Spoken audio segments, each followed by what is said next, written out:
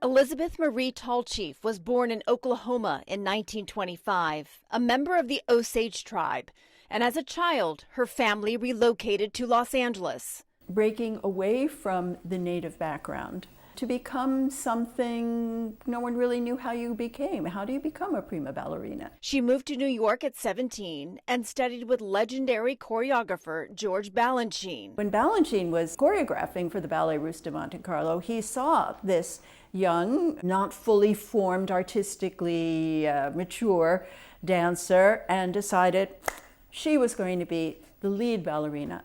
With Tallchief as Balanchine's prima ballerina, the New York City Ballet found its star. Groundbreaking works were created for her, notably Firebird,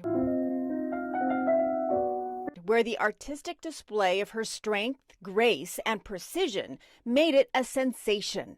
And Tallchief and Balanchine were briefly married. Even though she was a prima ballerina, she was not a prima donna. Diana White was Tallchief's protege. It was when I was 14 that I had the opportunity to become a student of Maria. Tallchief danced for about 2 decades before she turned primarily to instructing. I never lost that feeling of being in awe or even a little bit terrified. Going to the side, 2, lift, lift. And she just adored her students.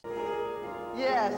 It was thrilling to see her teach. Elise Passion is Tallchief's daughter. I was a backstage baby, and I was her only child, so the first 7 years of my life, I was able to travel with my mother. She says it was an extraordinary time growing up watching her mom perform. She was just turned into these magical creatures on stage, but then she'd come backstage and she'd be sweating and catching her breath. Tallchief died in 2013, but her legacy lives on.